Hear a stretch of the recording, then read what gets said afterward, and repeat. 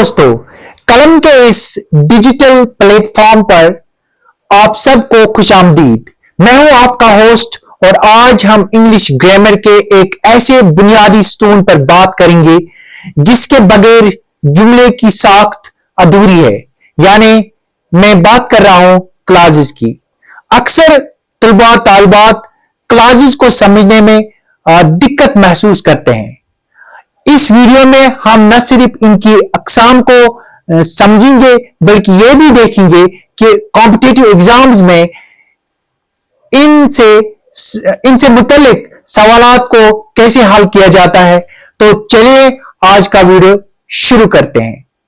सबसे पहले हम देखेंगे क्लास क्या होता है, इसकी डेफिनेशन क्या है। ये जो क्लास होता है ये एक बेसिक यूनिट होता है ग्रामर का। यानी क्लास जो है ये बेसिक यूनिट है और fundamental unit of grammar. I am talking about English grammar. तो इंग्लिश ग्रामर का ये एक बुनियादी सुतून है जिसमें एक सब्जेक्ट होता है और एक वर्ब होता है। यानी इसमें एक सब्जेक्ट होता है, सब्जेक्ट और एक वर्ब होता है। यानी सब्जेक्ट का मतलब इसमें डूअर होता है, डूअर ऑफ एक्शन, या आप इसे कहते हैं doer of action, doer of action, doer of action.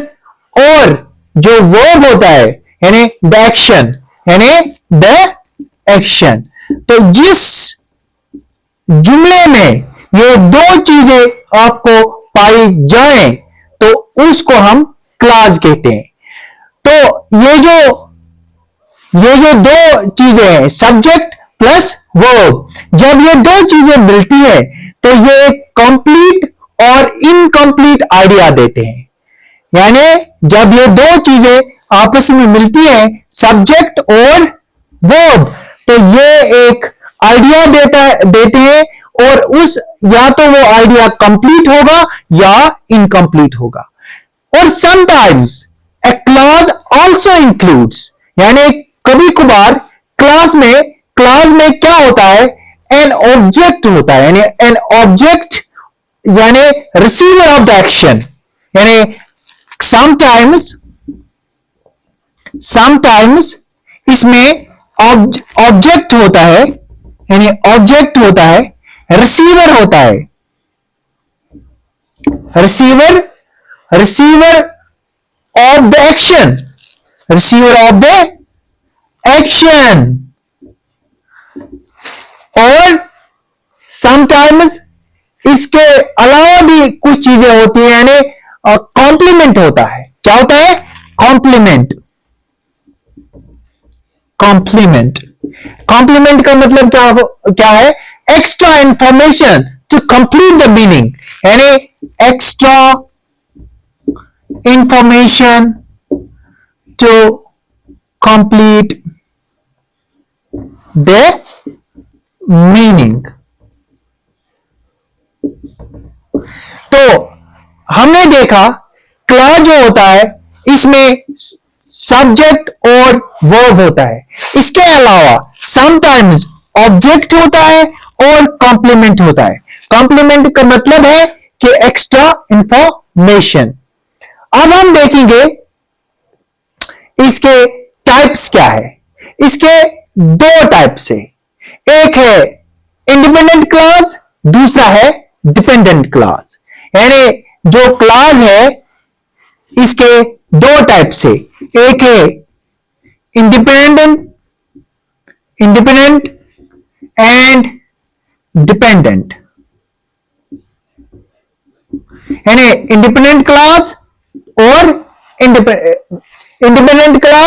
और डिपेंडेंट क्लॉज, यानी दो इसकी टाइप से।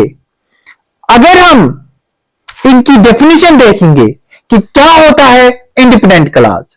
An independent clause expresses a complete idea and can stand alone as a sentence.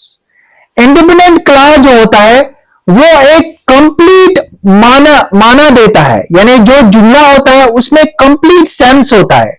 और अगर हम वो जो जुमला होता है वो अलोन स्टैंड करता है एज ए सेंटेंस, यानी जो इंडिपेंडेंट क्लास है वो एक्सप्रेस करता है complete idea, complete sense and can stand alone as a sentence. For example, yesterday I played games with my brother. Yesterday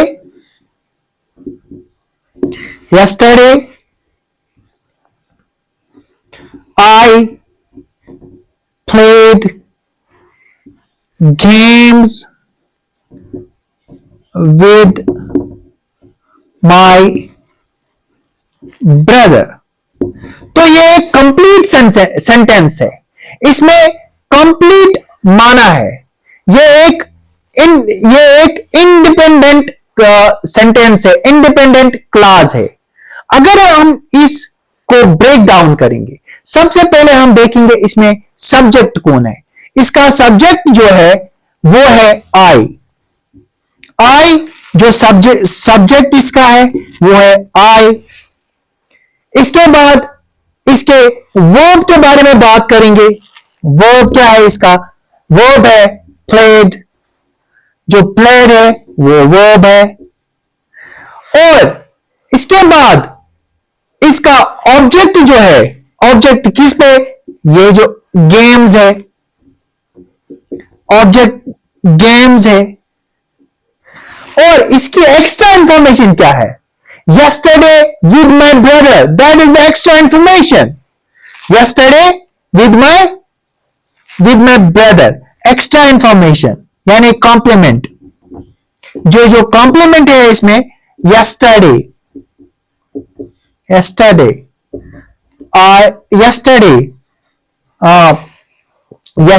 with my brother, yesterday with my brother, ये जो information है इस जुमले में ये है एक्स्ट्रा इंफॉर्मेशन। तो इस तरह से हम ये भी कह सकते हैं this is a complete sentence, so it is an independent class. समझ में मेरी बात आ रही है? तो ये जो सेंटेंस है ये इंडिपेंडेंट क्लास है क्योंकि ये कंप्लीट सेंस देता है, तो इसको हम इंडिपेंडेंट क्लास कहते हैं। इसमें सब्जेक्ट भी है, इसमें वर्ब भी है, इसमें ऑब्जेक्ट भी है, इसमें कॉम्प्लीमेंट भी है, यानी एक्स्ट्रा इंफॉर्मेशन। तो अब हम डिपेंडेंट क्लास की बात करेंगे। डिपेंडेंट क्लास क्या होता है? A dependent class does not express a complete idea और ए कंप्लीट सेंस। यानी डिपेंडेंट क्लास वो क्लास होता है, यहां पे मैं लिखूंगा, यानी डिपेंडेंट क्लास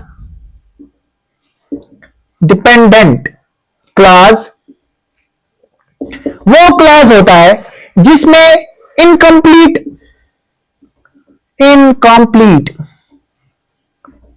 सेंस होता है या आइडिया होता है, और आइडिया